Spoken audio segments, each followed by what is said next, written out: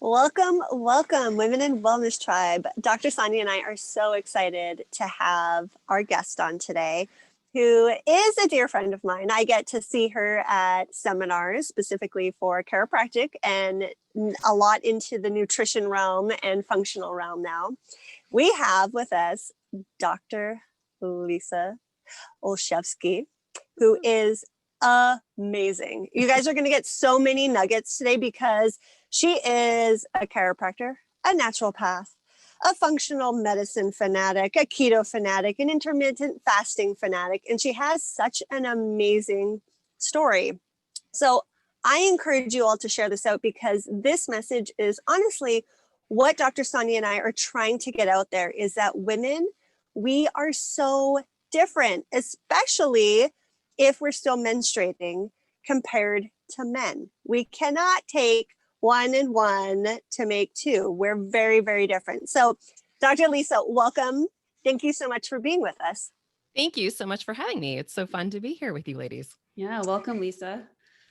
So, why don't you start with, I love your story. I'm so sorry that you went through it, but it is an amazing teaching point for so many women out there because this happens all the freaking time. Yeah. So do you mind starting with your dark moment, your dark nights that got you to where you are today? Absolutely. Because I think actually when I first met you at some different seminars, I was in the middle of it. Right. Mm-hmm. And so you probably had no idea, like at that point, because I wasn't sharing it with anybody because I was just so like trying to figure it out because, hey, I'm a doctor. Why is this happening to me? But ladies, I'm going to just sit here and tell you this, like, it all started for me because I wasn't like self-love for myself, right? Because it was that fact of I was doing everything right. I was working out. I was doing CrossFit 5 days a week. I was eating strict paleo, like keto paleo at that, before it was ever these big, sexy buzzwords. And I was struggling to be like a size 12 to 14. And it frustrated me because I was doing everything right, but my body wasn't responding. And so when I would talk to my patients about not eating sugar or eating cleanly, I always felt as if they were judging me, kind of like, oh yeah, you don't eat sugar. Like, come on, you're fat. Like, get real, Dr. Lisa. So it came from that judgment. It came from like, even to be 100% transparent, like going out and seeing all these other little teeny tiny skinny minis getting hit on by the guys. And there was nothing, like, and I was just like, what in the world? Like, it's because I'm overweight and all of that type of stuff. So I decided to go really, I deep dive in. Like there was something that was happening out on the blogger world at that time period, and they were all doing intermittent fasting. And so I just started following it. That being said, it was a bunch of guys I was getting my information from at that time period. There were some really big known, well-known people out there, and hey, they've got great information. But at this point, they were not saying like, hey, ladies, we need to do this a little bit different. They were just like, this is how it is. Right. So you guys, intermittent fasting is fabulous if done correctly. Like I want you just to know that if done correctly, the way that I did it was doing it like, in your jaws are going to drop, I know, but like 20 to 22 hours of fasting every single day for 7 days a week. And I did it for 3 months on end. And I remember the first time I met Caitlin and I told her that, she was like, yeah, that's the wrong way. I was like, well, no kidding. It was the wrong way. I was like, oh my gosh, Lisa, what? Oh, my mind is blown right now. Right. But I just wanted to lose the weight. So, hey, I lost weight. I lost my health with it because I stopped having periods. Right. And so here I'm like, okay, well, this is great. But the tipping point for me, and this is something I'm just now sharing on a podcast, even just last week was the first time I actually deep dived and shared this information. I always thought, yeah, I lost a lot of hair. Yeah, I lost a lot of hair. I lost like a third of the hair on my head, but it was the fact that I had bald patches on my head. And so I didn't share that with anybody because, as a woman, like you're losing your hair. And it was my hairstylist that caught it on me because I dropped 30 pounds. She's like, you know what, Lisa, you're not looking good. Right. I'm just telling you, you need to stop what you're doing. And then as she started combing out my hair to get ready to like cut it after she washed it, she's like, oh, I need to show you something. And I laughed at her. And I was like, what, is there a bald spot in the back of my head? And she's like, I need to show you this. Like here, I'm getting I could feel my body just energetically wise. I'm just the same, going right back to where I was that day. When she spun me around and I saw what was there, like I went into a full blown panic attack for the first time in my life. Right. And as a holistic person, I know you guys can feel me on this one. My hairstylist looked at me. She's like, I've got to call the ambulance. Like, I'm getting you out of here. Like, you need, and I'm like, you can't call the ambulance. I can't go to the hospital. Like, don't take me to the hospital. I know what's going on. She's like, here's an orange. Like, I can't. And I'm sitting here thinking, I can't eat the sugar of an orange. It was so ridiculous. So from that point, obviously I started incorporating more calories, but I was so like scared to look at the scale every single day. I was checking that every single day to see where I was at, because the worst part then, fast forward like 2 months, I'm starting to go to chiropractic seminars. So, I mean, that was the perfect storm. I'm going to tell you that. I was stressed out to the max. My gut was unhealthy, like all sorts of stuff. But when I would go to chiropractic seminars, these guys, I wanted to punch them because they literally looked at me and like, Lisa, you look so sexy right now. You look so great. And I wanted to cry because I'm like, finally, I have their approval. And in the meanwhile, I am the worst I have ever felt. I can't stay awake throughout my days. You know, my hair is in a ponytail for months on end. And I just sat like, I didn't know what to do, right? Like, I had no idea. And it was at that time period that I just started searching, because I'm like, this is different. And then I started putting it together. Like, okay, women, we can't do this. Like with our hormone, we have to have food. Like for me, I was restricting calories too. That was really bad too. So I did everything wrong, but it was that quest of trying to be skinny, trying to be sexy in society's eyes. Right. So now it's this big, like, no, guess what? We've got to be okay with ourselves. So that's why I tell people like flat out, yeah, guess what? I've gained some of my weight back. I don't care. Right? Like if some guy's going to sit there and say, well, guess what? You got a really big butt now. I don't care. Like that's the way that my body is, right? I squat. It's okay. I'm okay with it because guess what? My periods are normal now. All my hair grew back. It was able to go through and heal up a leaky gut and figure out the toxicity within my body. But it was one of those things. And it led me to so many amazing relationships because I just started searching like women intermittent fasting. And there were several bloggers at that time period that were female that were saying, guys, and calling these men out. Like I didn't have the audacity to do it. I didn't have a voice on the internet to say anything at that period. And they're like, this is different for women. And that's when it clicked for me. I was like, ladies, here's the deal. If you are having periods, you have the ability to become pregnant, right? And this is how I just always break it down. Like the simplest explanation. Why did I all of a sudden not have periods? Because my body said, holy smokes, Lisa, you are not even feeding yourself enough food for yourself. How could you ever have a baby right now? Right? Mhm. Whether or not you want to have babies, like the fact of the matter is innately, that's how my body responded and was like, all right, let's skew out your hormones. And then, my gut was so unhealthy. Like just then all of a sudden, everything, one thing fell apart. And so fast forward several years, I'm back. Like I'm back. It didn't happen Glad overnight. you're back. I'm back.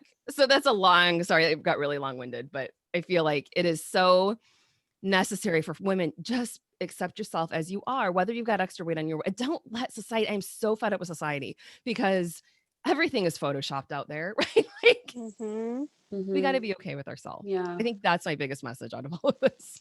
Well, Oh. and Lisa, can I just say there are some women out there that would love to have a bigger butt, Right. myself included. I can squat till the Yeah. cows come home and it's going to do nothing for my butt. Right. But The grass is always greener. I've always wanted that voluptuous like figure, and and I don't have that, and that's okay because this is my body. And Mhm. I think what you're pointing out is so important, and it's the core of why we choose what we do, whether it's our relationships, the food that we're eating, even careers that we choose. Sometimes what we believe about ourselves will dictate all of those factors. And so if the intention behind the intermittent fasting is to change ourselves, it's going to take us down this path that's not going to serve us. But if the Yes. intention is to create health, we're going to make different choices. We're going to investigate. We're going to understand our bodies. We're going to get intimate with ourselves. It's a very, very different scenario. So I'm so glad you shared that. And one of the things, and I've told, this is another like very well-known chiropractor in the field, and it was her that was the tipping point for me. We were sitting at a conference, and this was in November of like probably 2015, because this all happened like 2016. She looked at me, she's like, here's the deal. What's wrong with you? And I'm like, what do you mean? She goes, I see what you eat, Lisa. And she goes, I just saw you working out in the gym. Like you should be a size 0. Like what is wrong with you? And it was well-intentioned, right? But and I was just sat there thinking, yeah, what is wrong with me? Like something's wrong. Right. And so ladies, watch the power of your words, not just to yourself, but even to your friends. Like this was really, and I told her, and I said, I've called her out on different things now, but I've also told her thank you, because it allowed me to experience that horrible pain it brought me to be able to really fulfill my mission in getting this message out there. So like, that was one of those, like, it is what it is. We have to be able just to be okay with where we are. And it's a journey, and to strive for health. If we're not healthy at all, and we're okay with it, maybe, I mean, you can be okay with it that way, but most of us, I think, want to be that role model for our kids. They want to be the role model for their communities. They want to be healthy. They want to be able to do things with their children when they're 50, 60, 70 years old, right? So, or grandkids even at that point. Absolutely. Well, and I think we do need to shift it back to health, because health is going to look it's going to look different on everybody. But ultimately, health is one thing. Is your body functioning the way that it's supposed to? Now, how that's going to show itself is going to be very different, because just like you said, we have different body structures, we have different ethnicities.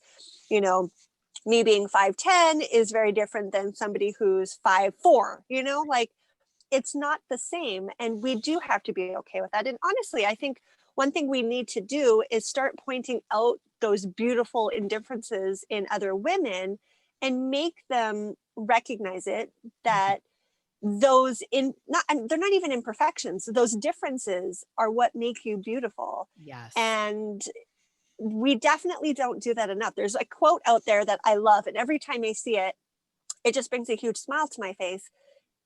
I'm going to butcher it, but it's ultimately like, fix her tiara without ever letting her know it's crooked.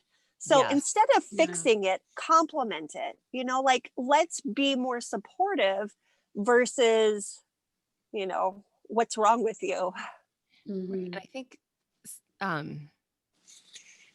we have to be supportive as women. I love that quote that you said, because it is definitely something that women, we need to build up our tribe. We should not be, we should not be tearing each other down. Yeah. And like you said, the words are just so powerful. And if we want to be that guiding light for our communities and for our children, we also have to teach and model that for them. And hurt people will hurt other individuals. So when we're hurting and when we're insecure and we're not feeling good in our bodies, it's easier to reflect that onto somebody else than to pick up a mirror and look at ourselves and understand our worth. And that starts at such a young age, because generation wise, a generation before us didn't receive that, nor did the one before that.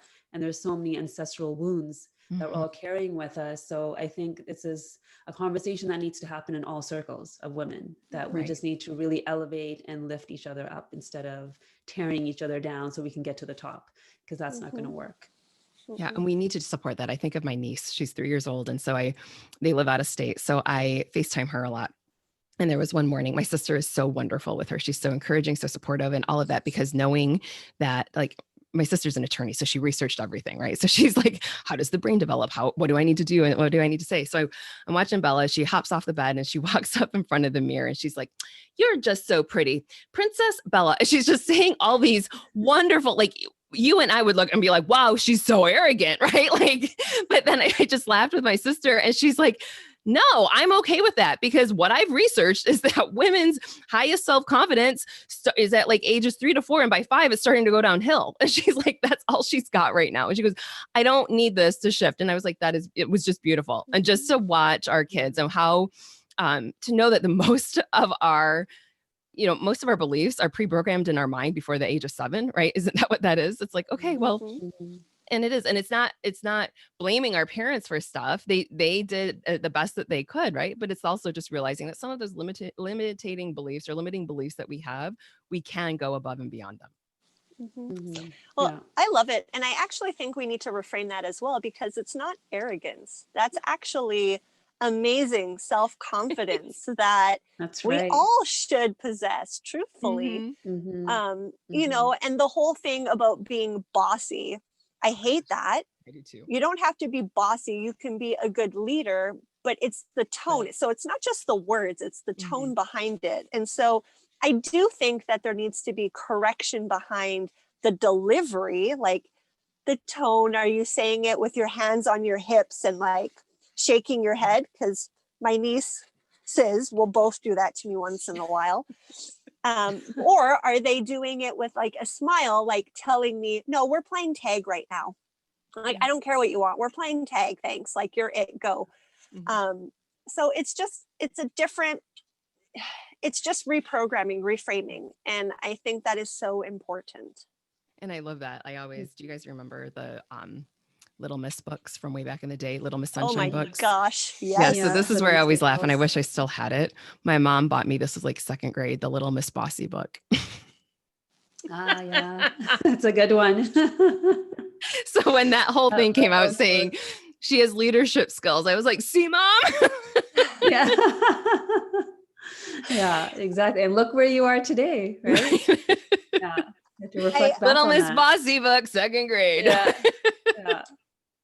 I honestly think women who have been called bossy are really those that I admire, because they have the courage to step up and step out and, maybe say things that others are thinking they're just not willing to say. So like those Mhm. bloggers you were talking about who were calling out these men, thank you. Like, Mhm. thank you for doing that, because that's exactly what Dr. Sonia and I are trying to promote. Is it's not that they're wrong, they're right for a certain demographic, but they're not right for menstruating women. Right. Mhm. And that's Mhm. okay. That's okay. Mhm. Yeah. And it is, Yeah. it's one of those things that we sometimes need to look at what normals came from. I remember back in chiropractic school, one of the instructors, when we were talking about body temperature, he's like, do you guys even know how they got the 98.6 degrees as normal? He's like, let me just tell you, because you guys all might be a little bit different. He's like, they put a bunch of 12-year-old boys in a room and took their temperature, and that's the average temperature. And it's like, Mhm. okay, but we're all basing everything right now off of 98.6. Or like I, shared with you prior to the show. Now, when they're checking temperature all the time, like I literally walked into the dentist the other day and they're like, oh, and I'm like, I ovulated today. Like, so if I, like, ladies, seriously, our temperature shifts, right? So everything just, Yeah. we question everything. That's why we're holistic providers. That's right. Yeah. And I think the problem, in quotation marks, is, Dr. Kayla and I talk about this a lot too, is that we're just too complicated, because of our hormones, our emotions, and all these things, these intricacies that we deal with, which we have the capacity to deal with. Many do not understand that, especially when it comes to men, because they're just operating in a different system. So of course they're not going to understand our system. That's why we have to ask the questions, and we got to do the research so we can then teach that to the women that we're working with. And so this is where I would love to understand from you, like, if you have a woman in front of you, what are the steps that you take her through so that she can understand what she needs for herself? So my biggest thing is I always just try to make healthy living simple, right? Like that's where, because of what happened to me, and then I realized I was trying to explain stuff with the patients in the office, and everybody walking in is just confused. They get online, they start searching. They do exactly as I did, right? They start following different people. And if that ended up happening to me, and I have the health background, I was like, I do not want this to happen to anybody else, right? So my simplest things are always just going back to the basics, right? Like we need to figure out nutrition. Like what are some of the simple steps? And I'm not going to overhaul everything at once on somebody. We're going to incorporate simple steps to make sure that they're sustainable steps, because you and I, like we all have seen people that are like, I'm going to flip to whatever diet it is, right? Whatever the big buzzword is out there. And they do it for a week and they drop it. And they're like, it was too hard. It's like, well, no, what if we just incorporate, right? The simple things, because how many people aren't drinking enough water, right? Like that's the basics. So going through that type of stuff. And then I just start focusing in on, like, I think gratitude's a huge deal. I think our mindset's a big thing. And then we'll start incorporating in different exercises and all of that type of stuff. But then really figuring out, I'm also that person I want to test, not necessarily just guessing away, because I guessed away for a long while. I used my body as a science experiment for a long while. I still do, but it's always nice to have those test results in front of me to That's double your check best everything. teacher. Right. Right. We promote test, don't guess all the time, because, even menstruating women, there's so many variabilities. Like we talk about this quite often. We could have the same menstrual cycle length. Like let's just use the traditional 28-day, but how long one woman bleeds could be longer than another. The day in which, they ovulate could be 2 days different, 3 days different. The luteal phase, like when the progesterone comes up, all of these things are going to vary per person, even though we have the same length of menstrual cycle. And so it is so important to understand your own body and how it's functioning, or where the lack of function is, so that it can be restored if you want true health. Right. So I love that. Do you mind sharing what because I didn't know you were doing low calorie too. Oh God, yeah. Goodness, I remember having the conversation, like I had my hair's falling out back at a seminar in, it wasn't Las Vegas, it was the one before that. Yeah, I think it was like Utah, or maybe Was it? I I don't think it was Utah. It was, I can picture the hotel. Anywho, it'll come to me. But I remember you being like, I'm just gonna go up to my room, get room service. I'm pretty wiped from travel. And I was like, that's different for Lisa. But okay, I'm not gonna, make you if you're not feeling up to it. That's totally fine. But knowing now, I am so sorry. Yeah, no, there was just, I was never sharing with people. Didn't want to say, hey, looky here. Well, I get it. That's not necessarily something any health practitioner wants to talk about. I think we all have our own struggles. And when we can't figure out what's going on for us, we feel like, what in the world? Like, who am I to help anybody else with theirs? Because I can't even figure out my own issues or my own struggles. But what did you shift to? So you were doing very low carb, very low calorie, to what is it that you find is working for you now? I do keto. People that know me, I'm still keto paleo. However, I always say that caveat, like, and we need to find that for every woman on what's different, right? Because I mean, I've got like, I hold my fat in my butt, my thighs, like that's where it is. I am not going to thrive on an 80% fat keto diet. Like that's just not me, right? So I need to do lower fat, not low fat, but I don't do the typical keto would be what, 80, 15, 5. I do not use those macro counts. And so I did for a while, I did that originally to regain back some of my weight. So that's what I do. And then I just totally blanked on what else you just asked me. Just your transition. Yeah. So that's what I did. I started going back. I mean, I was counting still every calorie because I was still in that thought process of calories in and, exercise. And, I mean, I pushed. Which, by the way, such a myth, right? Like you get that now. Yeah. Calories in, calories out doesn't work that way. Yeah. I mean, I pushed through CrossFit too. And then it was at that point that I blew out my low back in CrossFit because I think at that point my adrenals were so fatigued that my ligaments just, you know what I mean? So it was one insult to another through my body. And so finally, like I gave up CrossFit now maybe 2 years ago. But I still do my workouts and I do my workouts at home and I just do what works best for me. But like for me being in such adrenal fatigue, I would work out and then I'd be done for the rest of the day. And I was like, oh, that's great. I just pushed my body for 35 or 45 minutes, maybe an hour. And now I have like a 3-hour nap afterwards. But again, it was that mindset of like, this is what I need to do to be skinny, to be liked, to be whatever, and it was just stupid. And for me also, I was traveling every single weekend. I was speaking, I was going to different seminars and that was stupid.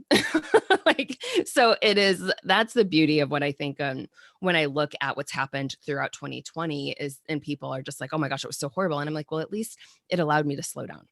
Right. It allowed me to focus in on all sorts of different stuff and be like, wow, this is what life is like, not being on an airplane every single weekend. And this is what it's like to, so it's been a constant journey in this, evolution of health as it is with everybody. And it will only continue at that point. Right. Yeah. So. Yeah. It's really easy to get stuck on that hamster wheel and not reflect and not understand what the body needs in that moment because we're stuck in that survival state. And so your body's just doing whatever it can to help you survive, move through the day, and just like, this is Lisa, this is the pattern, this is just what we have to defend. And it isn't until we have some of those moments of like either losing your hair or having a panic attack or something happening that really shakes us out of that expectation that we had developed. And I think to what Dr. Caitlin was saying, we all as practitioners, we do that to ourselves too, with that high expectation of like, we have to live this perfect life to mirror for others. But I think if we move through these challenges, we can better serve the women in front of us because we can empathize, we can have compassion, and we can really understand what that woman is going through. And so I love that you were talking about like giving them the foundation. So beyond that, how do you navigate women with intermittent fasting? Like, how do you teach them to understand, okay, well, these are the macros that are going to work for you? Yeah. So my biggest thing is, first off, we need to not have such a long window, the big fasting window, right? So I always just start people out with like, let's stop eating after dinner, because I was like, this wasn't in my consciousness because I don't do this. but there's a lot of people that just wake up in the middle of the night and eat. Like I had no idea until, I've seen that with several patients that were like, oh yeah, no, I'm hungry at midnight. I get up, I eat whatever. I'm like, okay, well, let's stop that. Right. So it is those baby steps, but I definitely cycle my intermittent fasting. So I've been able to work my way back up. Like I just stopped intermittent fasting for a long while, right? I just was like, I just need to feed and nourish and build and heal this body. But we start out that with patients, get them up to towards 12 hours, maybe throw in a 16-hour. And then literally once they're stable enough to do a 24-hour fast, we'll look at doing that dinner to dinner. I like that. It's easier for me than going like breakfast. I think it's a mental thing, right? So that's how everyone's different. Yep. Yeah. Okay. And some other people might do better breakfast to breakfast. For me, I know that once I'm done with work and I can come in and have a meal at dinner time, that's great. So and it's funny, like I'll be transparent and honest. Like I'm only doing a 24-hour fast probably once a month now. I was really consistent for a while doing that once a week, but it's just the way life goes. And so that's also being realistic with people and sharing with them, because what I realized at one point was when a patient looked at me and they were like, Dr. Lisa, your health literally is all the way up here. And he's like, it's too hard for us to get there. Like that's okay for you, but some of us are pretty much okay being here. And that's also when I realized it's like, I've just got to scale it back. Like, each person's expectations for themselves, that's fine. And let's help them get to where they want to go, because where we all are, we didn't get there overnight, and we're continuing to evolve that way. Like, I just said that people see where we're at and they're like, holy smokes, it's a lot of work. I don't know if I ever want to do that. And it's like, well, no, let's just do the baby steps to get there. Yeah, evolution is so important because we are also always changing and understanding more, learning more. And we could find out tomorrow that intermittent fasting is like completely bogus and we have to change. Like, I don't think that's going to happen, but we have to be open and flexible in our minds to understand that about science and just how things are always changing. So I love and just that. explaining to them, because people understand diabetes at this point, right? Because everybody's heard about diabetes, versus 20 years ago where it was just something that our grandparents got or something like that. And so if they understand blood sugar and they understand that every time they're eating and that blood sugar increases, like that's how I just go through that science of it. And I'm like, that's why we're closing down the eating window. Like we don't need to have the 6 meals a day. We don't have to do that. Like, let's just pay attention as to what our blood sugar is doing. Because one thing that this might be the aha for a lot of the listeners that people don't realize, even just a 90 blood sugar, right? So a lot of people say that's okay, right? Increased risk of Alzheimer's. Like that's significant. And Alzheimer's is another one of those diagnoses that people are really waking up to now, because I feel as if we see it's so much more prevalent than it was even 20, 30 years ago. So let's be conscious of how often are we spiking our blood sugar, and let's figure out what our fasting blood sugar, let's get it back within where it should be, and not accept mediocrity. How about that? Yes. Well, I've been reading some things and they're saying now that pre-diabetes is 90 to 99. And I'm like, oh, yep, doesn't surprise me, because Alzheimer's is technically type 3 diabetes. And so it is a blood sugar issue. And I tell people all the time, ultimately, if you want to age faster than anybody, because nobody wants to age faster than their friends, their family, like you say age faster and they go, no, thank you. Eat 6 meals a day.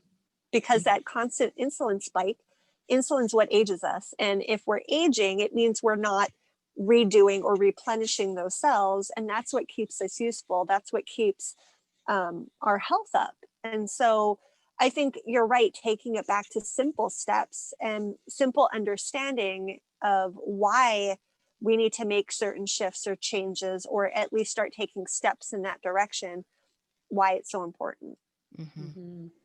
And not comparing. I think this is another thing that us women do. If we have partners that are maybe also intermittent fasting, and Caitlin and I talk about this all the time, you can't compare their results to your own results. I mean, mine can go like every day with 1 meal a day and he thrives off of it. And I remember at one point you kind of looked at me, this was years ago, like, why can't you do this? And I'm like, well, birth 2 of your children, also nurse them, did not sleep for 5 years. I cannot do that. And nor should there be an expectation. Yeah. Yeah. And like women don't do amazing with, 1 meal a day. Right. Like, so yeah, it's finally that research is out there right now. Yeah. It took finally a lot of us to have experience that it wasn't working. Yeah, absolutely.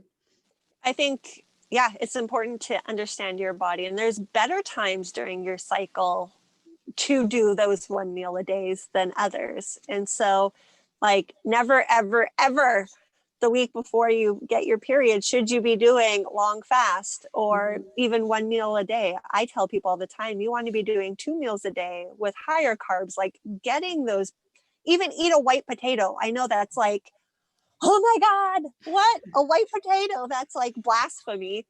I eat white potatoes on occasion. They're organic, but Right.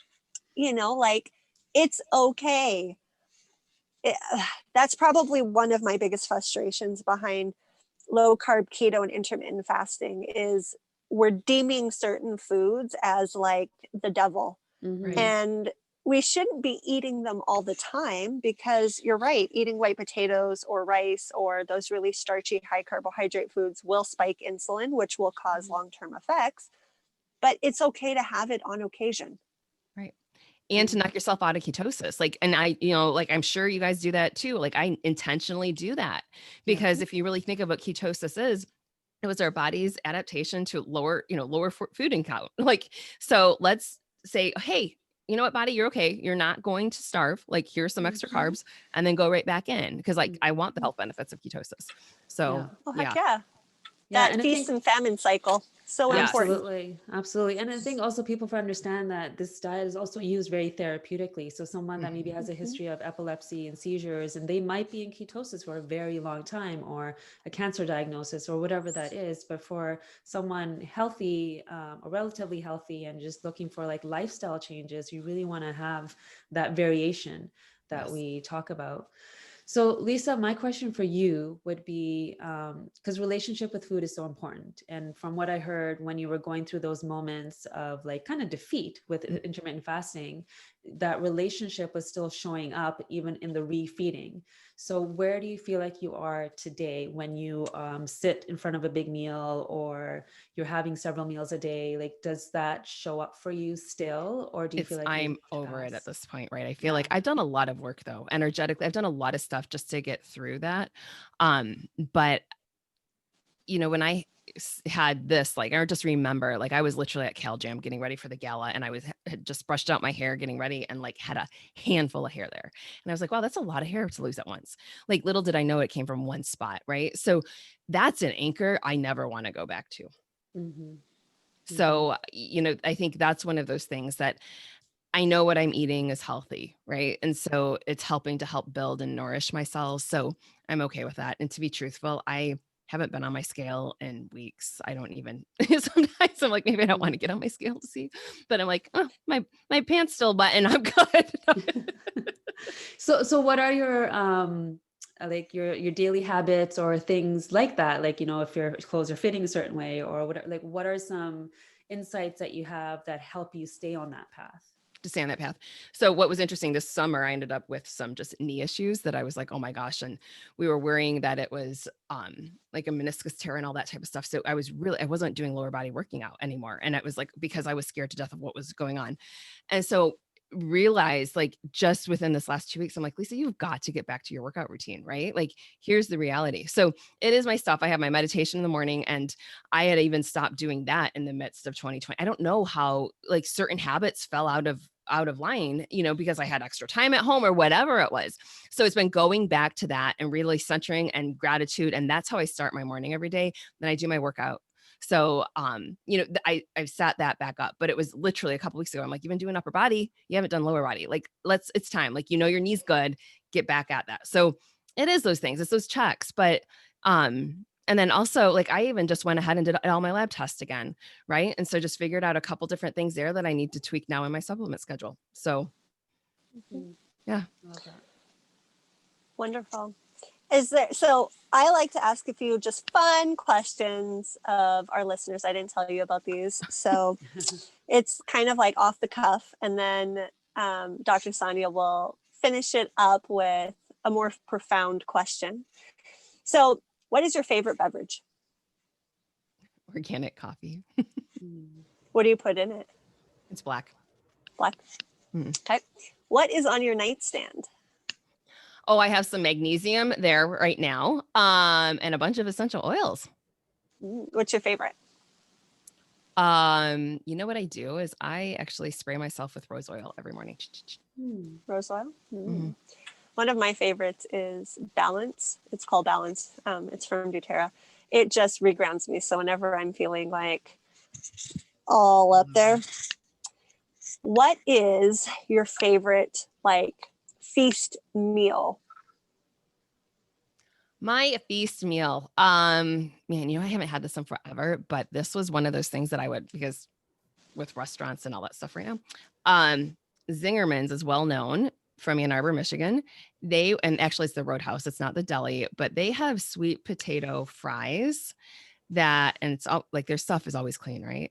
So Nice. they would put chili on them. Oh, So that would be like if I was going to really go crazy with carbs. okay. But I haven't had it. Now that you say that, I'm like, oh, maybe I could go. That's today. I just finished my workout. It was good. Hey, depending on where you're at in your cycle, go for it, girl. Yeah. What is your like pick me up go to song to get you like, jamming, like get you moving? Oh my gosh. You know what? This is a funny story. I stopped listening to the radio in the office and put on our playlist, but I had the one that I had to pull off of it was Kid Rock, Wasting Time. So that's like an old school one. Very old school. Detroit area, right? Yeah. So my front desk assistant, it played one day, like nobody was in the office. And she's like, yeah, I can understand why you pulled this. And she goes, I just don't ever see you listening to this. And I was like, well, this was like 20 years ago, in college. That is awesome. How fun. All right, Dr. San, Yeah. go for your question. Okay, so my question for you is, if tomorrow was it and you knew that it was, what is the imprint that you want to leave on the world today? Oh boy. That I've been a role model to help inspire others to live their best life. Beautiful. And thank you for doing that, because we need it. The next generation needs it. The young girls need more women in that leadership role, not in the bossy role, the leadership role, so that they have something to inspire towards, because we've come so far and yet there are still hurdles that women have to deal with within themselves and then also the external world. So thank you for being that. Mm-hmm. Well, thank you. All right, Dr. Lisa, where can our listeners find you? Oh, I'm over at drlisao.com, drlisao.com. Perfect. And you're doing more on social media. I'm starting to see a little more. Granted, social media depicts what you see, but you're also, is it Dr. Lisa O on social media or what? On social media, at Dr. Lisa Olszewski, so OLSZEWSKI, or at Healthy Living Simple is the business one too. Perfect. Great. Awesome. Well, I'm so sorry that you went through all of those lows and struggles, but I'm so glad that you figured it out, because you were such a breath of fresh air for a lot of women out there who are currently going through what you went through. And I think it's so important that they understand that it doesn't have to be that way. So thank you. Thank you. Absolutely. Thank you. Well, there you have it, ladies. Dr. Lisa, follow her, look at her work, and understand yourselves as much as you can. That's the message. Self-love.